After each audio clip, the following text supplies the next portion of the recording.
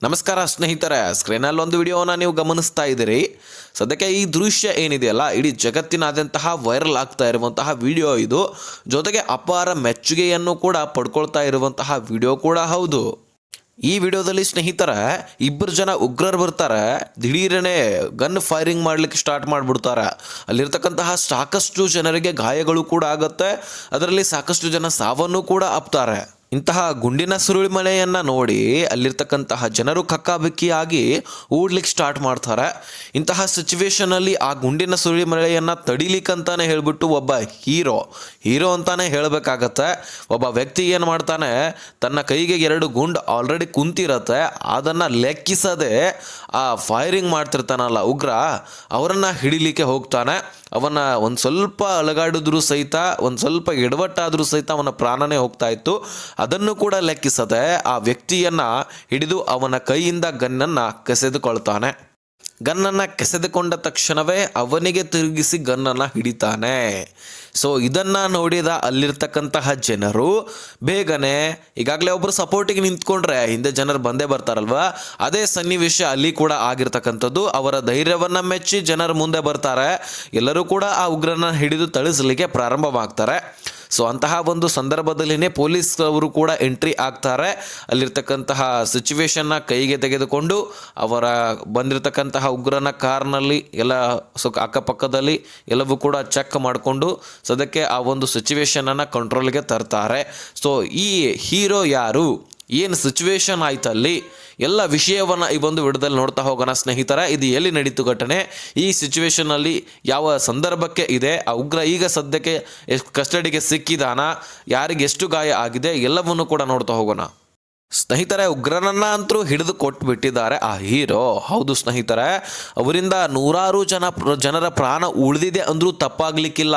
ಯಾಕಂದರೆ ದಿಢೀರನೆ ಬಂದ ತಕ್ಷಣವೇ ಸಾಕಷ್ಟು ಜನರಿಗೆ ಗಾಯಗಳಾಗ್ತವೆ, ಸಾಕಷ್ಟು ಜನರು ಸಾವನ್ನಪ್ತಾರೆ. ತನ್ನ ಕೈಗೂ ಕೂಡ 2 ಗುಂಡು ತಾಕಿದ್ರು ಸಹಿತ ಆ ಸಿಚುವೇಶನ್, ಆ ಸಂದರ್ಭದಲ್ಲಿ ಕೂಡ ಹೆದರದೆ ಕಾರಿನ ಪಕ್ಕದಲ್ಲಿ ನಿಂತಕ್ಕಂತಹ ವ್ಯಕ್ತಿ ಒಂದೊಂದು ಹೆಜ್ಜೆ ಇಡ್ತಾ ಆ ಉಗ್ರನ ಮೇಲೆ ಅಟ್ಯಾಕ್ ಮಾಡಿ ಗನ್ನನ್ನು, ರೈಫಲನ್ನು ಅವನ ಕೈಯಿಂದ ಕಸಿದುಕೊಂಡು ಅವನ ಕೈಗೆ ಹಿಡಿತಾರಂದ್ರೆ ಈ ಧೈರ್ಯವನ್ನು ಮೆಚ್ಚಲೇಬೇಕಲ್ವಾ. ಬರೀ ನೀವು ಅಷ್ಟೇ ಅಲ್ಲ, ಇಡೀ ಜಗತ್ತೇ ಮೆಚ್ಚುಗೆಯನ್ನು ಈ ಹೀರೋಗೆ ಕೊಡ್ತಾ ಇರುವಂಥದ್ದು. ಸದ್ಯಕ್ಕೆ ಈ ವಿಡಿಯೋ ಬಹಳಷ್ಟು ವೈರಲ್ ಆಗ್ತಾ ಇದೆ. ದೇಶ ಅಷ್ಟೇ ಅಲ್ಲ, ಇಡೀ ಜಗತ್ತಿನಾದ್ಯಂತಹ ವೈರಲ್ ಆಗ್ತಾ ಇದೆ. ಸದ್ಯಕ್ಕೆ ಸ್ನೇಹಿತರೆ, ಮೊದಲು ನಾವು ಆ ವ್ಯಕ್ತಿಯನ್ನು ತಿಳ್ಕೊಳ್ಳೋಕ್ಕಿಂತ ಮುಂಚೆ ಅಲ್ಲಿ ನಡೆದಂತಹ ಘಟನೆಯ ಬಗ್ಗೆ ತಿಳಿದುಕೊಳ್ಳೋಣ. ಆಲ್ರೆಡಿ ಒಂದು ಸ್ವಲ್ಪ ಗೊತ್ತಿರುತ್ತೆ ನಿಮಗೆ, ಶಾರ್ಟ್ ಆ್ಯಂಡ್ ಸ್ವೀಟ್ ಆಗಿ ನಾನು ತಿಳಿಸ್ಲಿಕ್ಕೆ ಪ್ರಯತ್ನ ಮಾಡ್ತೀನಿ. ಮೊದಲಿಗೆ ಸ್ನೇಹಿತರೆ, ಈ ಘಟನೆ ನಮ್ಮ ದೇಶದಲ್ಲಿ ನಡೆದಿರತಕ್ಕಂಥದ್ದಲ್ಲ, ಆಸ್ಟ್ರೇಲಿಯಾದಲ್ಲಿ ನಡೆದಿರತಕ್ಕಂಥದ್ದು. ಹಾಗೆ ಈ ಉಗ್ರರ ಚಟುವಟಿಕೆಗಳು ಬರೀ ನಮ್ಮ ಭಾರತದಲ್ಲಿ ಸೀಮಿತ ಮಾತ್ರ, ಅಥವಾ ಪಾಕಿಸ್ತಾನದಿಂದ ಇನ್ನು ಕೆಲವೊಂದಿಷ್ಟು ದೇಶಗಳಲ್ಲಿ ಮಾತ್ರ ಸೀಮಿತ ಅಂತ ನಾವು ಅಂದ್ಕೊಂಡಿದ್ವಿ. ಇದು ಇಡೀ ಜಗತ್ತಿನಾದಂತಹ ಹರಡಿದೆ ಅಂದರೂ ತಪ್ಪಾಗಲಿಕ್ಕಿಲ್ಲ. ಒಂಥರ ಕ್ಯಾನ್ಸರ್ ರೋಗ ಅನ್ಬೋದು ಇದಕ್ಕೆ. ಪ್ರತಿ ದೇಶದಲ್ಲಿ ಈ ಉಗ್ರ ಚಟುವಟಿಕೆ ನಡೀತಾನೆ ಇರುತ್ತೆ. ಈ ಉಗ್ರ ಚಟುವಟಿಕೆಯನ್ನು ನಾವು ಪ್ರತಿ ದೇಶಗಳಲ್ಲಿ ನೋಡ್ತಾ ಇದ್ದೀವಿ. ಅದರಲ್ಲಿ ಪಾಕಿಸ್ತಾನ ಎತ್ತಿದೆ ಕೈ ಅಂದರೂ ತಪ್ಪಾಗಲಿಕ್ಕಿಲ್ಲ. ಅದಕ್ಕೆ ಬೆಂಬಲವನ್ನು ಅಮೇರಿಕ ಕೋರುತ್ತೆ. ಸೊ ಒಂದು ಥರ ತೊಟ್ಟಿಲು ತೂಗೋದು, ಮಗುವನ್ನು ಚೂಟೋದು, ತೊಟ್ಟಿಲನ್ನು ತೂಗೋದು, ಈ ರೀತಿ ಮಾಡ್ತಾನೆ ಇರುತ್ತೆ. ಅದರಲ್ಲಿ ಟ್ರಂಪ್ ಅವರ ಆಡಳಿತದಲ್ಲಿ ಇದು ಹೆಚ್ಚಿನ ಒಂದು ಸಂದರ್ಭದಲ್ಲಿ ನಡೀತಾ ಇರುತ್ತೆ. ಪಾಕಿಸ್ತಾನಕ್ಕೆ ಚೂ ಬಿಡೋದು, ಮತ್ತು ಹೀಗ್ಯಾಕಪ್ಪ ನೀವು ಜಗಳ ಆಡ್ತೀರಂತ ನಾವೇ ಇದನ್ನು ಜಗಳವನ್ನು ಮುಗಿಸಿದ್ವಿ, ನಾವೇ ಮುಂದೆ ಒಂದು ಮಧ್ಯವರ್ತಿಯಾಗಿ ಭಾಗವಹಿಸಿಕೊಂಡು ಭಾರತ ಮತ್ತು ಪಾಕಿಸ್ತಾನದ ನಡುವೆ ಒಂದು ಶಾಂತಿಯತೆಯನ್ನು ಕಾಪಾಡಿದ್ವಿ ಅಂತೂ ತಾನೇ ಹೊಗಳ್ಕೊಳ್ತಾನೆ ಆ ಟ್ರಂಪು. ಸೊ ಇಂತಹ ಒಂದು ಕೆಲಸ ನಡೀತಾ ಇದೆ. ಇಂತಹ ಒಂದು ಸಂದರ್ಭದಲ್ಲಿ ಪ್ರತಿ ರಾಷ್ಟ್ರಗಳಲ್ಲಿ ಕೂಡ ಈ ರೀತಿ ಉಗ್ರ ಚಟುವಟಿಕೆ ನಡೀತಾ ಇದೆ. ಈಗ ಆ ಆಸ್ಟ್ರೇಲಿಯಾದಲ್ಲಿ ನಡೆದಿರ್ತಕ್ಕಂತಹ ಚಟುವಟಿಕೆಗೂ ಕೂಡ ಉಗ್ರ ಚಟುವಟಿಕೆ, ಅದು ಕನ್ಫರ್ಮ್ ಆಗಿದೆನಾ ಅಂತ ನೀವು ಕೇಳ್ಬೋದು. ಅಲ್ಲಿರ್ತಕ್ಕಂತಹ ಸರ್ಕಾರದ ವರದಿಯ ಪ್ರಕಾರ ಇದು ಉಗ್ರ ಚಟುವಟಿಕೆ ಎನ್ನಲಾಗ್ತಾ ಇದೆ. ಈ ಉಗ್ರ ಚಟುವಟಿಕೆಯಲ್ಲಿನೇ ಎತ್ತಿದ ಕೈ ಅಂದರೆ ಪಾಕಿಸ್ತಾನದ್ದು. ಹಾಗಾಗಿ ಪಾಕಿಸ್ತಾನಕ್ಕೆ ಹೆಚ್ಚಾಗಿ ಬೆಂಬಲ ಅಮೇರಿಕ ಕೊಡ್ತಾನೆ ಇರುತ್ತೆ. ಈಗ ಆಸ್ಟ್ರೇಲಿಯಾವರೆಗೂ ಕೂಡ ಹೋಗಿ ಮುಟ್ಟಿದೆ ಈ ಉಗ್ರ ಚಟುವಟಿಕೆ. ಇನ್ನು ಅಮೇರಿಕಾದಲ್ಲಿ ಆಗೋದಿಲ್ಲ ಅಂತ ಏನು ವಿಷಯ ನಂಬಲಿಕ್ಕೆ ಸಾಧ್ಯ? ಸೊ ಪ್ರತಿ ರಾಷ್ಟ್ರಗಳಲ್ಲಿ ಕೂಡ ಇದು ಇದ್ದೇ ಇರುತ್ತೆ. ಅಂಥದ್ರಲ್ಲಿ ಪಾಕಿಸ್ತಾನದವ್ರದ್ದು ಒಂದು ಸ್ವಲ್ಪ ಎತ್ತಿದ ಕೈ ಉಗ್ರ ಚಟುವಟಿಕೆಯಲ್ಲಿ. ಸೊ ಒಂದು ದಿನ ಅಮೇರಿಕಾಗೆ ಇದು ಭಾರೀ ಪರಿಣಾಮ ಬೀರುವುದರಲ್ಲಿ ಯಾವುದೇ ಅಚ್ಚರಿ ಇಲ್ಲ. ಪಾಕಿಸ್ತಾನಿಗಳು ತಿರುಗಿ ಬೀಳೋದರಲ್ಲಿ ಯಾವುದೂ ಅಚ್ಚರಿ ಇಲ್ಲ. ಸ್ನೇಹಿತರೆ, ಸದ್ಯಕ್ಕೆ ಈ ಘಟನೆ ಆಸ್ಟ್ರೇಲಿಯಾದ ಸಿಡ್ನಿಯ ಬೋಂಡಾಯಿ ಎನ್ನುವಂತಹ ಬೀಚ್ನ ಪಕ್ಕದಲ್ಲಿ ನಡೆದಿರ್ತಕ್ಕಂಥದ್ದು. ಆ ಬೀಚು ಬಹಳ ಪ್ರಸಿದ್ಧವಾಗಿದೆ ಅಂತೆ. ದಿನನಿತ್ಯ ಅಲ್ಲಿ ಜನರು ನಡೀತಾ ಇರ್ತಾರೆ, ಬರ್ತಾ ಇರ್ತಾರೆ, ಹೋಗ್ತಾ ಇರ್ತಾರೆ. ಅಂಥದ್ರಲ್ಲಿ ನಿನ್ನೆ ಒಂದು ಸ್ವಲ್ಪ ಹೆಚ್ಚಿನ ಜನಸಂಖ್ಯೆಯಲ್ಲಿನೇ ಕೂಡಿದ್ರಂತೆ. ಸುಮಾರು 2,000ಕ್ಕಿಂತ ಹೆಚ್ಚಿನ ಜನಸಂಖ್ಯೆ ಅಲ್ಲಿತ್ತಂತೆ. ಕಾರಣ ಯಹೂದಿ ಸಮುದಾಯ. ಹೌದು ಸ್ನೇಹಿತರ, ಈ ಯಹೂದಿ ಸಮುದಾಯದವರು ಇಸ್ರೇಲ್ನಲ್ಲಿ ಅತಿ ಹೆಚ್ಚು ಒಂದು ಜನಸಂಖ್ಯೆಯಲ್ಲಿ ಇದ್ದಾರೆ. ಅದೇ ರೀತಿಯಾಗಿ ಅಮೆರಿಕ ಸೇರಿದಂತೆ ಇನ್ನೂ ಹಲವಾರು ದೇಶಗಳಲ್ಲಿ ಕೂಡ ಹೆಚ್ಚಿನ ಜನಸಂಖ್ಯೆಯಲ್ಲಿ ಈ ಸಮುದಾಯದವರು ಇದ್ದಾರೆ. ಅವರೆಲ್ಲರೂ ಕೂಡ ಆ ಸಮುದಾಯದವರು ಒಂದು ಹಬ್ಬವನ್ನು ಆಚರಿಸ್ತಿರ್ತಾರೆ. ಅವರ ಒಂದು 8 ದಿನದ ಹಬ್ಬ ಇರುತ್ತೆ. ಆ ಹಬ್ಬವನ್ನು ಆಚರಿಸುವ ಮೊದಲನೇ ದಿನ ಅದಾಗಿರುತ್ತೆ. ಆ ಹಬ್ಬ ಅಂತೂ ಮುಗಿದೋಗುತ್ತೆ ಬಿಡಿ ಅಲ್ಲಿಗೆ. ಯಾಕಂದರೆ ಈ ರೀತಿ ಫೈರಿಂಗ್ ಮಾಡಿದ್ರೆ, ಉಗ್ರ ಚಟುವಟಿಕೆ ನಡೆದ್ರೆ ರಕ್ಷಣೆ ಕೊಡೋರು ಯಾರು? ಸೊ ಹಗಲಲ್ಲೇ ಈ ರೀತಿ ಘಟನೆ ನಡೆದ್ರೆ ಭಯ ಉಂಟಾಗತ್ತಲ್ವ. ಸೊ ಆ ಹಬ್ಬವನ್ನು ಆಚರಿಸಲಿಕ್ಕೆ ಮೊದಲನೇ ದಿನ ಒಂದು 2,000ಕ್ಕಿಂತ ಹೆಚ್ಚಿನ ಜನಸಂಖ್ಯೆಯಲ್ಲಿ ಯಹೂದಿಗಳು ಅಲ್ಲಿ ಕೂಡಿರ್ತಾರೆ. ಇಂತಹ ಸನ್ನಿವೇಶದಲ್ಲಿ ನಡೆದಿರತಕ್ಕಂತಹ ಘಟನೆ ಇದು. ಹಬ್ಬಕ್ಕಾಗಿ ಮಕ್ಕಳು ಬಂದಿರ್ತಾರೆ, ಅಜ್ಜ ಅಜ್ಜಿಯರು ಬಂದಿರ್ತಾರೆ, ತಂದೆ ತಾಯಿಯರು, ಇಡೀ ಕುಟುಂಬಗಳೇ, ಸಾಕಷ್ಟು ಕುಟುಂಬಗಳು ಅಲ್ಲಿ ನೆಲವಿರಿದ್ದುವಂತೆ. ಅಂತಹ ಸನ್ನಿವೇಶದಲ್ಲಿ ಇಬ್ಬರು ಉಗ್ರರು ಬರ್ತಾರೆ, ದಿಢೀರನೆ ಫೈರಿಂಗ್ ಚಾಲೂ ಮಾಡ್ತಾರೆ, ಸಾಕಷ್ಟು ಜನರನ್ನು ಸಾವಿಗೀಡು ಮಾಡ್ತಾರೆ, ಇನ್ನೂ ಕೆಲವೊಂದಿಷ್ಟು ಜನರನ್ನು ಗಾಯಗೊಳಿಸ್ತಾರೆ. ಈ ರೀತಿ ಫೈರಿಂಗ್ ಮಾಡಿದ ಕಾರಣಕ್ಕಾಗಿ 16 ಜನ ಸಾವನ್ನಪ್ಪಿದ್ದಾರೆ. ಹೌದು ಸ್ನೇಹಿತರೆ, ಜೊತೆಗೆ 30 ಜನಕ್ಕಿಂತ ಹೆಚ್ಚಿನ ಜನರು ಗಾಯಗೀಡಾಗಿ ಸದ್ಯಕ್ಕೆ ಆಸ್ಪತ್ರೆಗೆ ದಾಖಲಾಗಿದ್ದಾರೆ, ಚಿಕಿತ್ಸೆಯನ್ನು ಕೂಡ ಪಡ್ಕೊಳ್ತಾ ಇದ್ದಾರೆ. ಇಂತಹದೊಂದು ಘಟನೆ ಸ್ನೇಹಿತರೆ ಆಸ್ಟ್ರೇಲಿಯಾದಲ್ಲಿ ನಡೆದಿರತಕ್ಕಂಥದ್ದು. ಈ ಉಗ್ರರ ಕೆಲಸ ಇದೆ ನೋಡಿ, ಇದು ಅಂಥದ್ದಿಂಥದ್ದಲ್ಲ. ಇವರನ್ನು ಹಗಲಲ್ಲೇ ರೋಡ್ನಲ್ಲಿ ನಿಲ್ಲಿಸ್ಕೊಂಡು ಕೊಲ್ಲಬೇಕಿರೋರನ್ನ. ಈ ರೀತಿ ಇನ್ನೊಬ್ಬರ ಖುಷಿಯನ್ನು ಕತ್ಕೊಳ್ಳೋದು, ಇನ್ನೊಬ್ಬರ ಹಬ್ಬವನ್ನು ಹಾಳು ಮಾಡೋದು, ಇನ್ನೊಬ್ಬರ ಧರ್ಮವನ್ನು ನಾಶ ಮಾಡಲಿಕ್ಕೆ ಪ್ರಯತ್ನ ಮಾಡೋದು, ಇನ್ನೊಬ್ಬರ ಜಾತಿಯನ್ನು ನಾಶ ಮಾಡಲಿಕ್ಕೆ ನೋಡೋದು, ಇನ್ನೊಬ್ಬರ ದೇಶದವರನ್ನು ಕೊಲ್ಲಲಿಕ್ಕೆ ನೋಡೋದು, ಇಂಥದ್ದೇ ಇವರ ಕೆಲಸನ. ಸೊ ಇದರ ಬಗ್ಗೆ ಎಲ್ಲ ರಾಷ್ಟ್ರಗಳು ತಲೆಕೆಡಿಸ್ಕೊಂಡು ಇದಕ್ಕೆ ಪರಿಹಾರವನ್ನು ಹುಡ್ಕೊಳ್ಬೇಕು. ಯಾಕಂದರೆ ಪ್ರತಿ ರಾಷ್ಟ್ರದಲ್ಲಿ ಈ ರೀತಿ ಮೇಲಿಂದ ಮೇಲಕ್ಕೆ ನಡೀತಾನೆ ಇರುತ್ತೆ. ಅದರಲ್ಲಿ ನಮ್ಮ ಭಾರತ ಏನು ಬಿಡಿ, ನಮ್ಮ ಭಾರತದ ಒಳಗೇ ಸಾಕಷ್ಟು ಭಾರತೀಯ ಒಂದು ಕುತಂತ್ರಿಗಳು ಒಳಗೆ ಇದ್ದಾರೆ.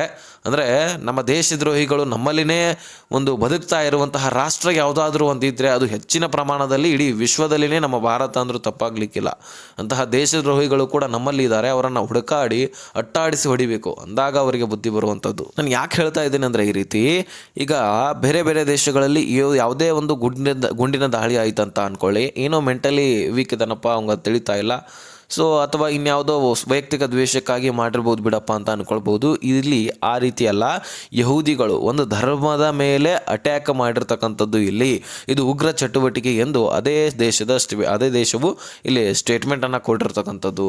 ಸ್ನೇಹಿತರೆ, ಇನ್ನು ಉಗ್ರ ಚಟುವಟಿಕೆ ಮಾಡಿದವರು ಯಾರು, ಇದರ ಪತ್ತೆ ಏನಾದರೂ ಸಿಕ್ಕಿದೆಯಾ ಅಂತ ನೀವು ಕೇಳೋದಾದರೆ, ಇಬ್ಬರು ಅಪ್ಪ ಮಗ ಕೂಡಿಸಿ ಈ ದಾಳಿಯನ್ನು ಮಾಡಿರ್ತಕ್ಕಂಥದ್ದು ಕೇಳಲಿಕ್ಕೆ ವಿಷಾದಕರವಾಗಿದೆ, ಅಚ್ಚರಿ ಕೂಡ ಮೂಡಿಸಬಹುದು.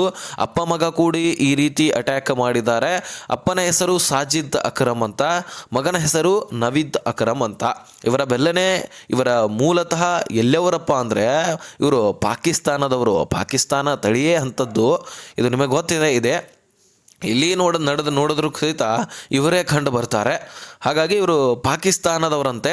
50 ವರ್ಷ ಅವ್ರ ಅಪ್ಪನಿಗಂತೆ, ಮಗನಿಗೆ 23ರಿಂದ 24 ವರ್ಷ ಇರಬಹುದಂತ ಹೇಳಲಾಗ್ತಾ ಇದೆ. ಇನ್ನು ಸಾಜಿದ್ ಅಕ್ರಮ್ ಅಪ್ಪ ಇದಾನಲ್ವಾ, 1998ರಲ್ಲಿ ಪಾಕಿಸ್ತಾನದಿಂದ ಆಸ್ಟ್ರೇಲಿಯಾಗೆ ಸ್ಟೂಡೆಂಟ್ ವೀಸಾದಲ್ಲಿ ಪಾಕಿಸ್ತಾನದಿಂದ ಆಸ್ಟ್ರೇಲಿಯಾಗೆ ಬರ್ತಾನಂತೆ. ಅದಾದ ಬಳಿಕ ಇವನಿಗೆ ಪಾರ್ಟ್ನರ್ ವೀಸಾ ಕೂಡ ಸಿಗುತ್ತೆ 2001ರಲ್ಲಿ. ಯಾಕಂದರೆ ಮದುವೆ ಆಗಿರ್ತಾನಲ್ವಾ, ಸೊ ಈ ಮದುವೆ ಆದ ಕಾರಣಕ್ಕಾಗಿ 2001ರಲ್ಲಿ ಇವನಿಗೆ ವೀಸಾ ಕೂಡ ಸಿಗುತ್ತೆ, ಪಾರ್ಟ್ನರ್ ವೀಸಾ. ಇವರ ಮದುವೆ ಆದ ಬಳಿಕ ಇವರು ಪಾರ್ಟ್ನರ್ ವೀಸಾ ಕೂಡ ಸಿಗತ್ತೆ. ಇವರು ಅಲ್ಲೇ ನೆಲೆಯೂರುತ್ತಾರೆ, ಯಾಕಂದರೆ ಒಂದು ಕುಟುಂಬ ಕೂಡ ಇರುತ್ತೆ, ಹಾಗಾಗಿ ಅಲ್ಲೇ ವಾಸವಾಗಿರ್ತಾರೆ. ಈ ನವೀದ್ ಅಕ್ರಮ್ ಕೂಡ ಅಲ್ಲೇ ಹುಟ್ಟಿರ್ತಾನೆ, ಅಂದರೆ ಆಸ್ಟ್ರೇಲಿಯಾದಲ್ಲಿನೇ ಹುಟ್ಟುತ್ತಾನೆ. ಹೀಗಾಗಿ ಅವ್ರದ್ದೊಂದು ಅಲ್ಲಿ ಕುಟುಂಬ ಕೂಡ ಸೃಷ್ಟಿ ಆಗತ್ತೆ. ಆದರೆ ಮೂಲತಃ ಈ ಸಾಜಿದ್ ಅಕ್ರಮ್ದು ಅಂದರೆ ಅವರ ಅಪ್ಪಂದು ಈ ಪಾಕಿಸ್ತಾನದಿಂದ ಅಲ್ಲಿ ಬಂದು ನೆಲೆಯೂರಿ ಈಗ ಜೀವನ ನಡೆಸ್ತಾ ಇರ್ತಾರೆ. ಇವರಪ್ಪ ಸಾಜಿದ್ ಅಕ್ರಮ್ ಡ್ರೈವರ್ ಆಗಿದ್ದಂತೆ, ಇನ್ನು ಈ ನವೀದ್ ಅಕ್ರಮ್ ಇನ್ನೂ ಕೂಡ ಸ್ಟೂಡೆಂಟ್ ಆಗಿದ್ದಂತೆ, ಇನ್ನೂ ಕೂಡ ಓದುತ್ತಾ ಇದ್ದಂತೆ. ಈ ಓದುವ ಸನ್ನಿವೇಶದಲ್ಲಿ ಇಂತಹ ಒಂದು ಲೈಫ್ ಸೆಟ್ಲ್ಮೆಂಟ್ ಮಾಡ್ಕೊಳ್ಳುವಂಥ ಸಂದರ್ಭದಲ್ಲಿ ಇಂತಹ ಉಗ್ರ ಚಟುವಟಿಕೆ ತಲೆಯಲ್ಲಿ ಬಂದುಬಿಟ್ಟಿರುತ್ತೆ.